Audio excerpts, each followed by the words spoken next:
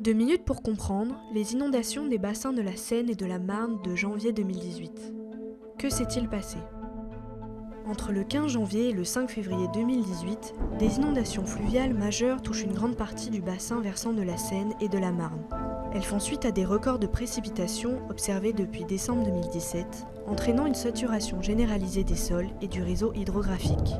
Au total, 14 départements sont concernés, principalement en Île-de-France et dans le nord-est du bassin parisien. L'événement en détail.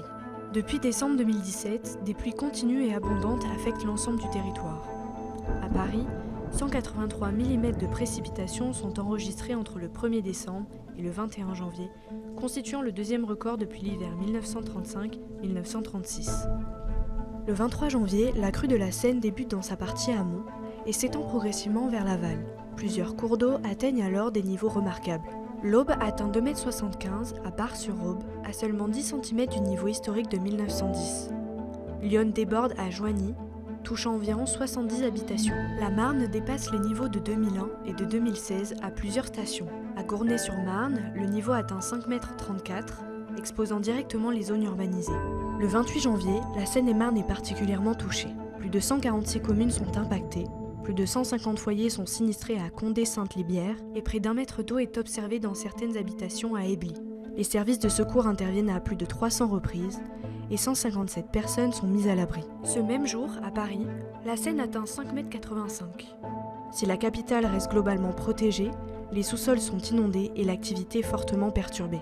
À partir du 31 janvier, un nouvel épisode pluvieux provoque une recrudescence de la crue sur la Marne. En Seine-Maritime, les fortes marées ralentissent l'écoulement de la Seine, provoquant des inondations jusqu'à Rouen et Elbeuf. Au total, 508 communes sont reconnues en état de catastrophe naturelle et le coût des dommages hors auto est estimé à 110 millions d'euros au titre de la garantie légale du régime CatNat. Pourquoi de tels dégâts ? Ces inondations résultent d'un cumul exceptionnel de précipitations sur une longue période.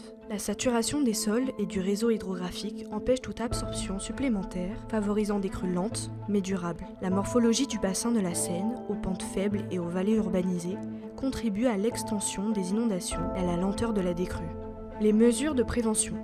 Depuis les inondations de 2018, plusieurs actions ont été engagées pour renforcer la prévention des crues sur les bassins de la Seine et de la Marne. La prescription et l'approbation de nouveaux plans de prévention du risque d'inondation, PPRI, destinés à encadrer l'urbanisation dans les zones à risque. La prise de la compétence gestion des milieux aquatiques et prévention des inondations, GEMAPI, par les intercommunalités et leurs groupements pour mieux gérer l'eau à l'échelle des territoires.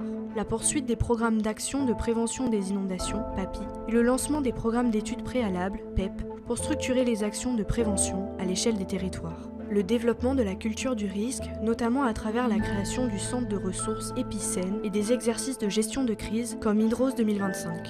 La mise en service du casier hydraulique de la Bassée par l'EPTB Seine-Grand Lac, destiné à retenir temporairement une partie des eaux de la Seine en cas de crue majeure.